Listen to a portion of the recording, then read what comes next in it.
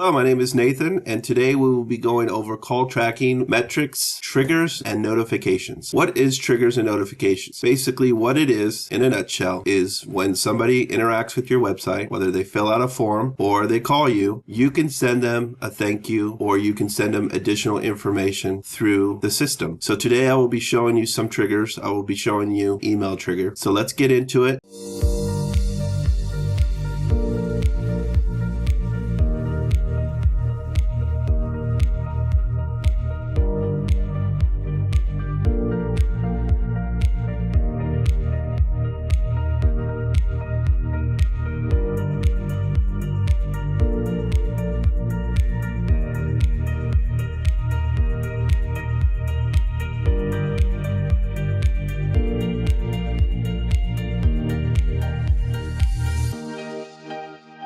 What we'll do is we'll log into your account, activities, and then you'll scroll down flows, and then from flows, you'll click triggers. So we're going to set up a new trigger. I have one set up already. This is actually an email trigger. What I would do is you always want to label what it is. So let's do that. Start with an email. Now you're going to set your trigger here. Usually what I select for this is when an agent answers a call, chat within a call queue or receiving number is connected. Now we would I usually use this one, which is at the end of a call, form chat, once all data has been captured.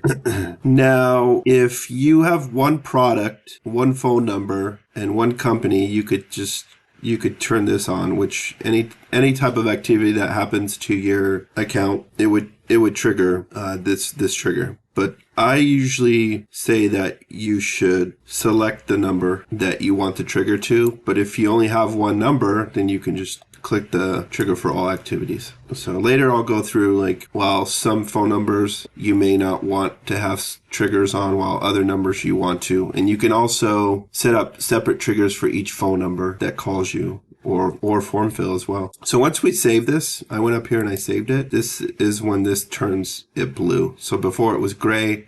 What I did was I went up and I saved it. And then usually what I'll do is I'll click here and I'll find the number that I want to have that trigger for. Click that. That's the phone number. So when anybody calls this number or engages with this number, this trigger will activate. Here you could delay the trigger. So let's say sometimes you want to delay it. It's a safe way because if you have a sales associate that's adding information to the lead, you want to give them some time before this triggers. And you could do maybe 5 minutes. So 5 minutes after a phone call, you can send it. And then of course you want to save it. And then you'll go here to workflow. You'll click there. Now, if you're doing an email, you can send an email trigger at any time of day. But if you want to do a text message, I always say that you should have a scheduler. Want to do it within business hours.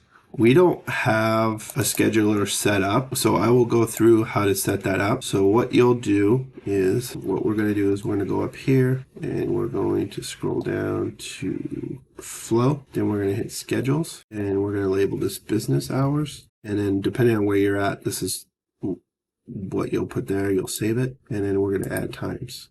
So we're going to do our business hours are 8 a.m. And you can schedule this at any time. We're going to do 8 a.m.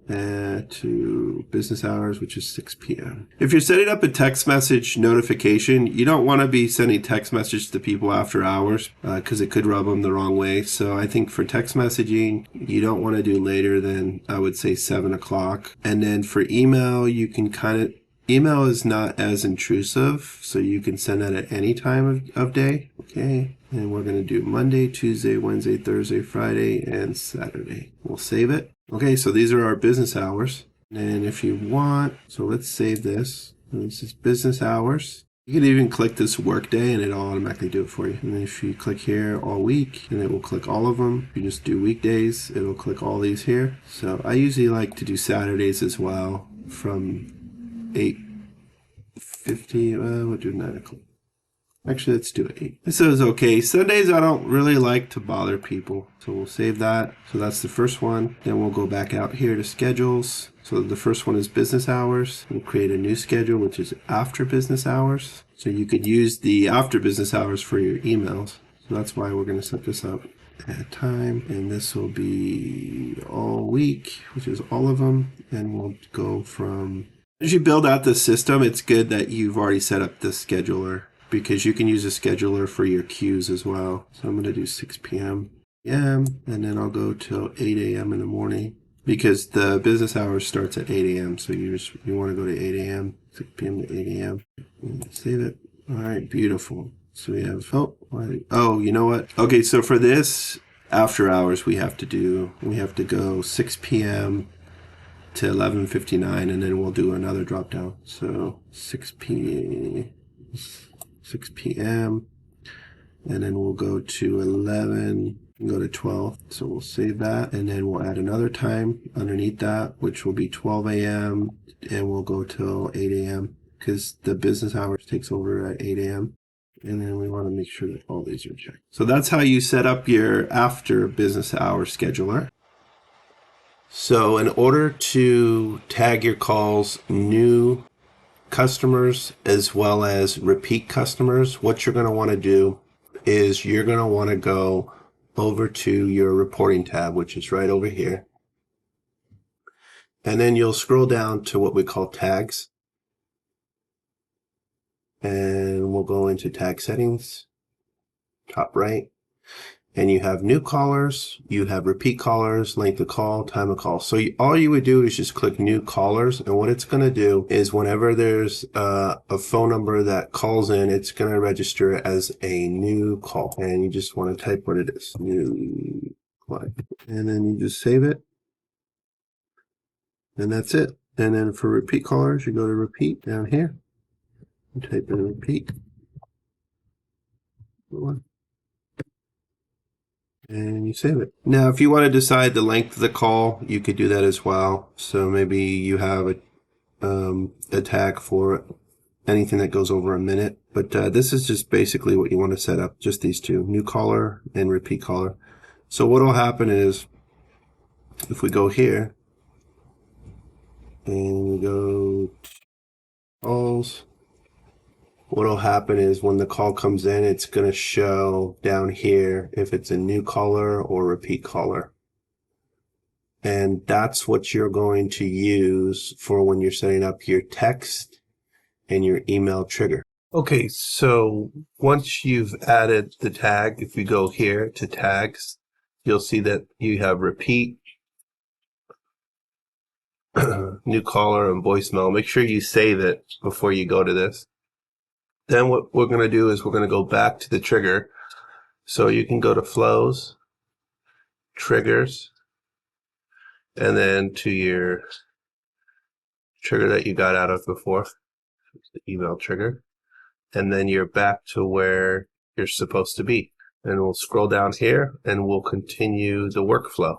So let's go through how to set up the workflow now that we've set up the scheduling. You're going to hit this blue button here, which is add workflow. And it's going to say if schedule is within, and we want to do business hours. If you want it after business hours, you could click there as well. So we set up both. But I just want this email to send to them during business hours. And we're going to add another rule, which is the type. You always want to put what the type is, right? Is any form or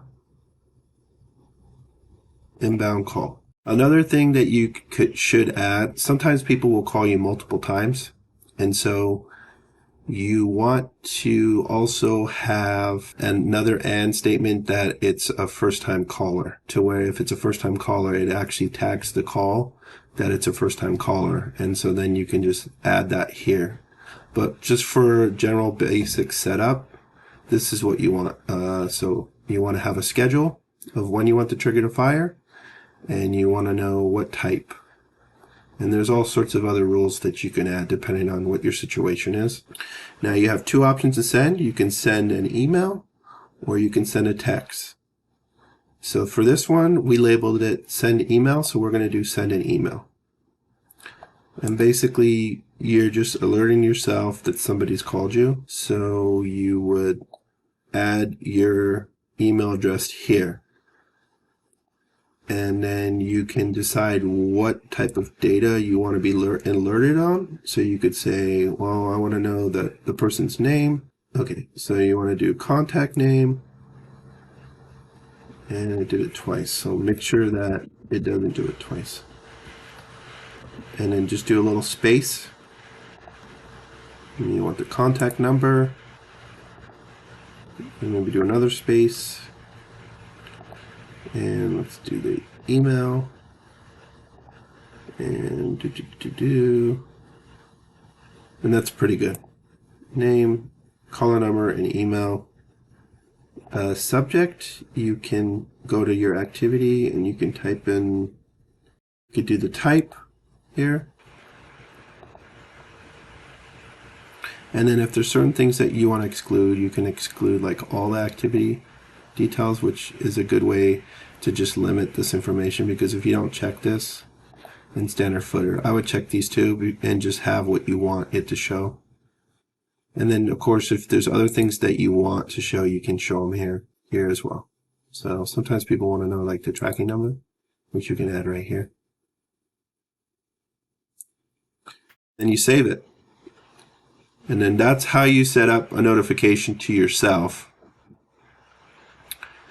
that a lead or a phone call has come in. So, for instance, maybe you missed it or one of your salespeople answered it, you want to be alerted. That's how you would set that up. Now, in order to send it, you need to always have a user in order to send it, and then you can add multiple ones if you want. So you can have, just make sure you just click the next box and it'll make more than one if you want more than one. If there's no email, then the action will be skipped. Now, so let's save this. In order to put an email in here as a user, so you have to be a user for it to work. So if you want to send that notification to someone, just create a new user for them.